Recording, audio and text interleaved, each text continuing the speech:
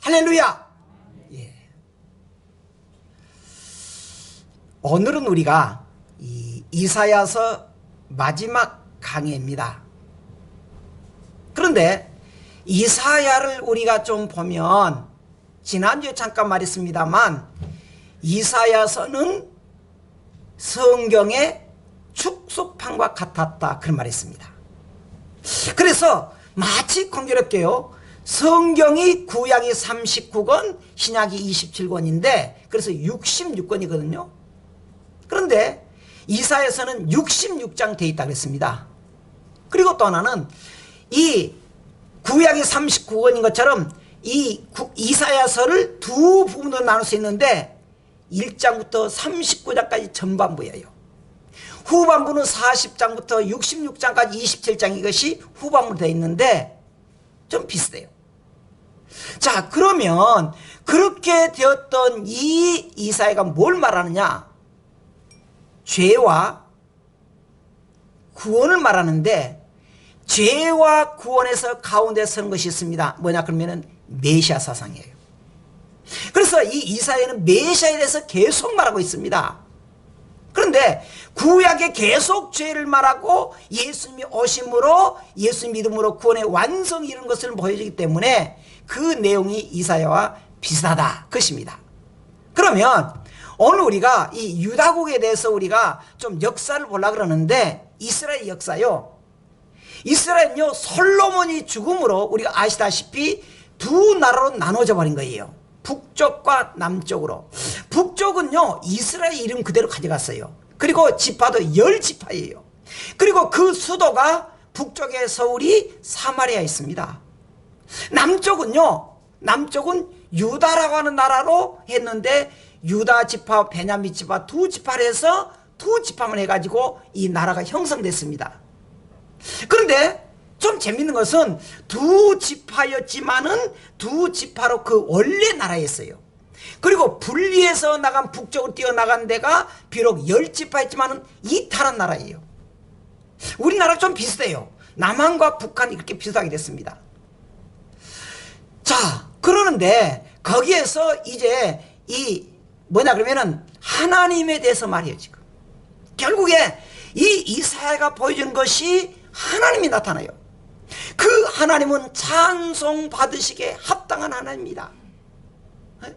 찬송 받으시기에 합당한 하나님. 그래서 이 이사야 전체에 보면은 하나님이 나타나요. 그리고는 물론 북쪽 이스라엘은 아수르 나라라고 하는 그 나라, 외국의 아수르 나라라고 하는 그 나라에서 영원히 없어져 버려요. 영원히 없어져 버려요. 그러니까 북쪽 이스라엘은 저 아수르 대국이 먹어삼켜서 역사적으로 없어져 버립니다. 그리고 남쪽만요 유대인 그런데 그것이 이스라엘이에요. 그 집에 했는데 그런데 유다 나라가 잘했으면 좋은데 거기서 타락해요. 그럼에도 불구하고 하나님이 그들을 회복시켜줘요. 그럼 오늘 본문대로 본문이 뭐냐? 하나님이 위로해 준다 그 말이에요. 그래서 오늘 본문의 제목은 위로하시는 하나님, 그것으로 끝나요. 자, 우리가 본문 들어가겠습니다.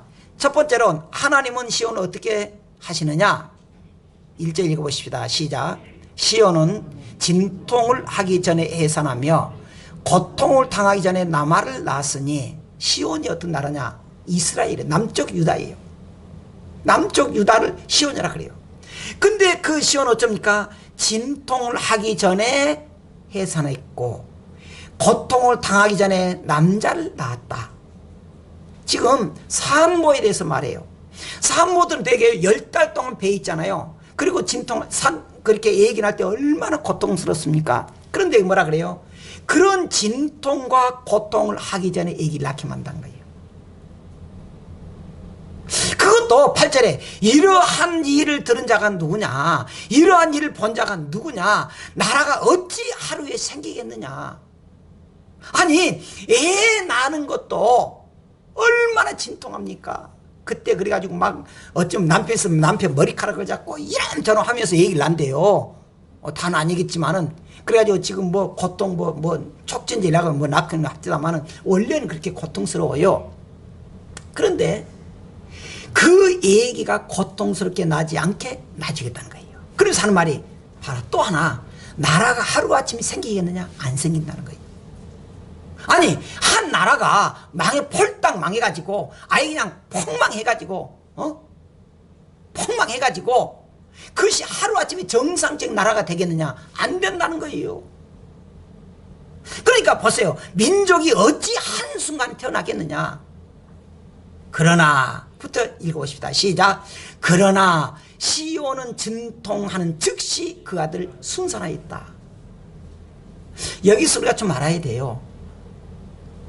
여기서 중요한 것은 그 다음에 구절이 뭐냐면은 여호와께서 이르시되 내가 아이를 갖도록 하였은즉 해산하게 하지 아니하겠느냐. 너 하나님이 이르시되 나는 해산하게 하는 이인즉 어찌 태를 닫겠느냐 하시니라. 여기 누가 나타나요? 하나님 그렇게 해줬다는 거예요. 지금 여기서 아이가 임신해서 난다는 말은 무슨 말이냐? 이스라엘 말이에요. 유다를 말합니다. 지금 이 유다가요 바벨론이라고 하는 나라에서 잡혀갔습니다. 그리고 그 나라를 완전히 잿더미로 변해버린 거예요. 누구든지 이 나라를 회복시킬 수가 없습니다. 그런데 하나님이 하실 때는 그건 아무 문제가 없이 쉽게 한다는 거예요. 하나님이 어떻게 하냐면요, 바벨론이라고 하는 나라가 얼마나 강한지 모릅니다. 지금으로 말하자면 미국 같다니까요. 누가 건들지 못해요. 바벨론 말만 들어도 발발 떠는 나라입니다. 그런데 그 나라에 조그마한 나라가 하나 있었습니다. 그게 점점 큰 거예요. 그 나라가 있었는데 그 나라가 페르시아 나라예요. 페르시아 나라가 점점 크더니 바벨론을 집어삼켜버린 거예요. 바벨론을. 그리고는 페르시아가 세계를 정복하고는 각 나라에 포로로 잡혀갔던 데는 다 해방하니 자기 나라로 가라 그렇게 한 거예요. 이야, 그걸 누가 했느냐? 하나님이 했다는 거예요. 지금 그걸 말합니다. 그걸 말해요. 그러니까 우리가 참 말이 쉽지 한 나라가 회복되는 게 쉽습니까? 어렵다니까요. 말도 안 돼요. 그런데 여기에서 중요한 건 여호와께서 하나님 했다는 거예요. 하나님 했다는 거예요. 자, 이 말이 무슨 말이냐? 첫째는요, 유다 나라를 내가 보호하고 회복해서 그들에게 해방시켜 주겠다. 하나님 약속이에요.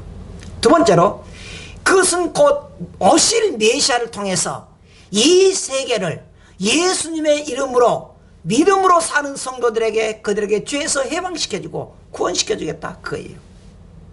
마지막으로 이 말은요 미래에 사는 마지막 종말이 있어서 하나님을 끝까지 믿는 성도들 내가 끝까지 보여주고 천국에 보내주겠다 그 말이에요. 그러니까 단순히 이 구약은 자꾸 말했습니다만 이 이사야는 유다 나라 해방을 말한 게 아니라 그 말이에요.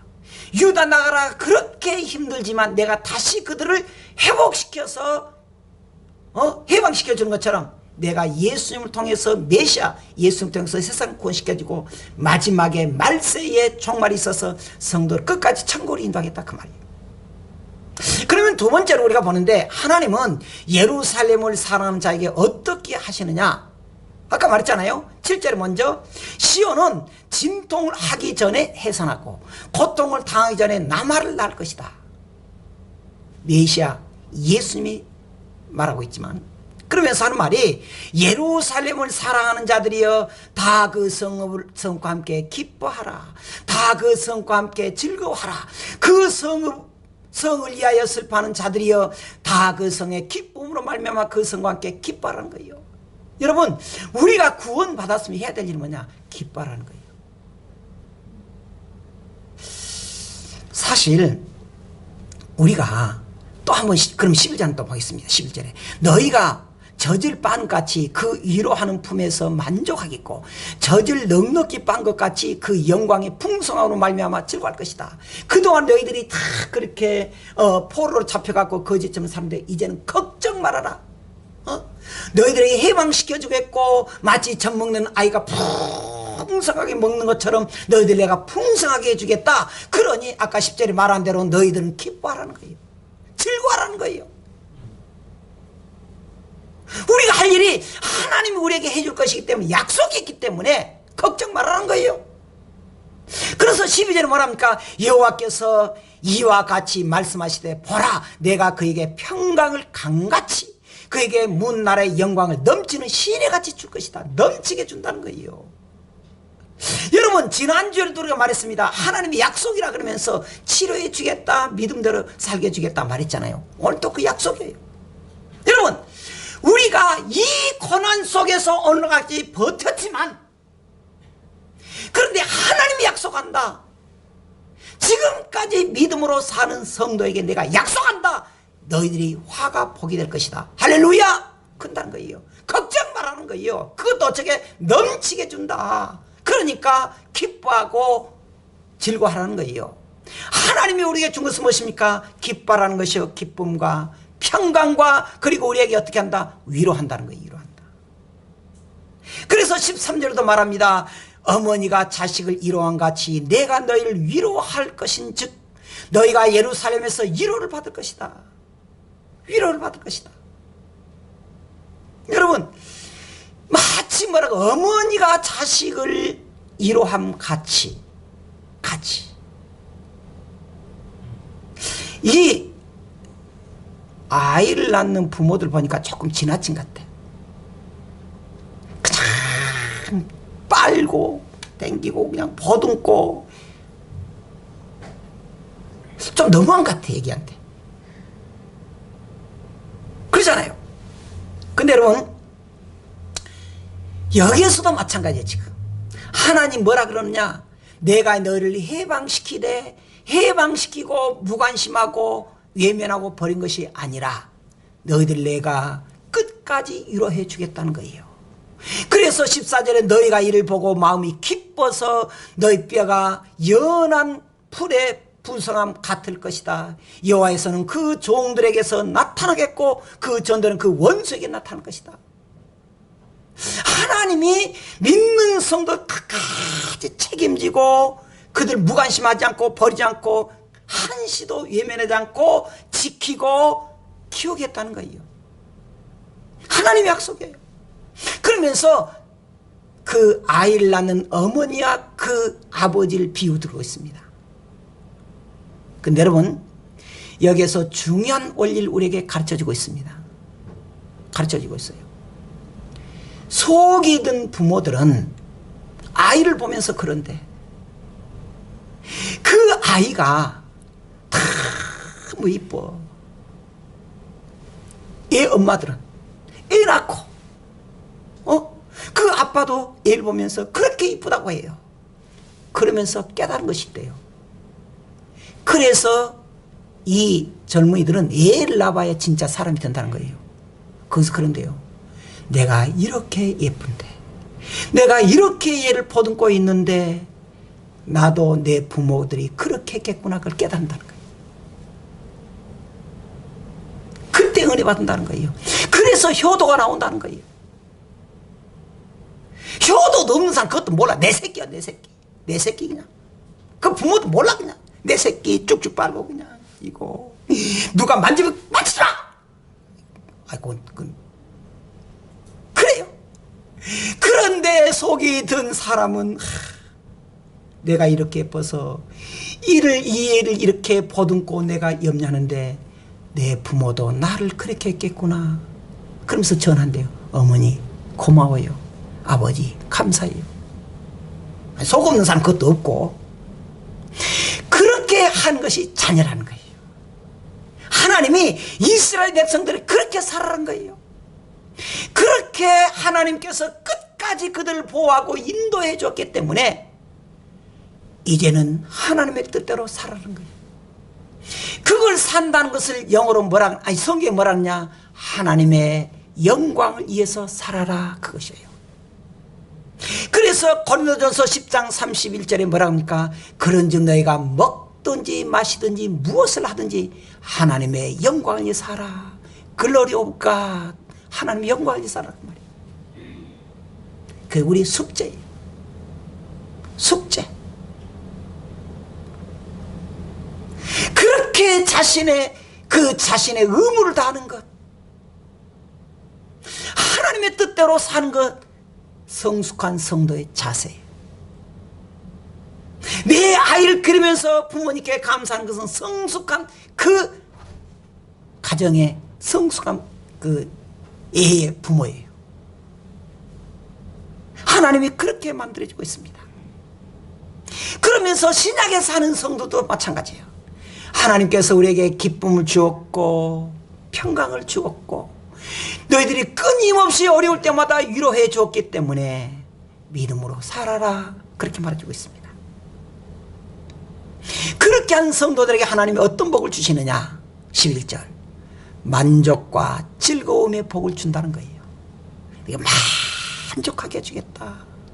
너희들이 행복하게 해주겠다. 12절에 뭐랍니까? 내가 평강의 복을 주겠다. 평강의 복. 13절에 내가 위로의 복을 주겠다, 그렇게 말했습니다. 위로의 복. 14절에 뭐랍니까? 여호와의 손이 함께 하겠다, 약속해줘요. 하나님이요 우리에게 넘치는 복을 준다는 거예요. 그러니까 우리가 생활하면서 말해야 될 거 있습니다. 내가 요즘에 운빨이 져가지고 내가 재수가 져가지고 잘 된다, 그런 말하면 안 됩니다. 우리 그렇게 말하면 안 돼요. 하나님의 은혜구나, 할렐루야, 그렇게 해야 돼요. 그렇게 해야 돼요. 하나님의 은혜구나. 여기까지 하겠습니다. 오늘 우리에게 가르쳐준 내용이 무엇입니까? 하나님의 위로예요. 그런데 우리가 여기에서 하나 기억해야 될 게 뭐냐 그러면은, 하나님의 위로가 자식들에게만 있는 것이 아니라는 거예요. 하나님의 위로는 어른들도 필요하다는 거예요. 어른들도. 아이들에게만 있는 건 아닙니다. 위로가요 부모에게도 필요합니다. 사업하는 사람에게도 필요합니다. 세상에는 다 위로가 필요합니다. 그런데 그 위로가, 진짜 위로가 뭐냐? 세상에는 그 진짜 위로가 없더라는 거예요.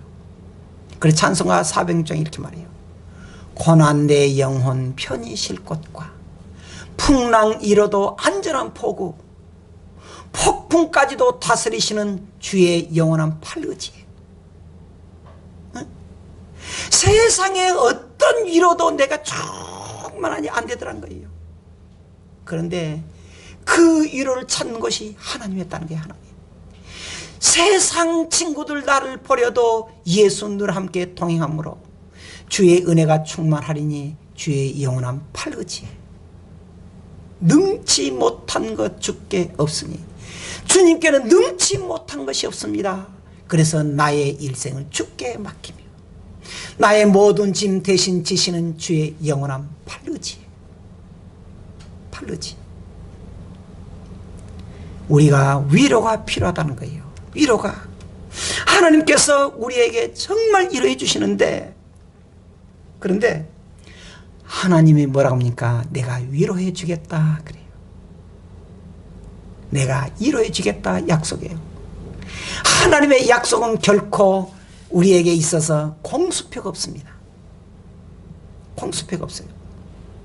예전에 떠돌이 댐쟁이로 있었던 사람이 있었습니다. 버년이라는 사람이, 존 버년.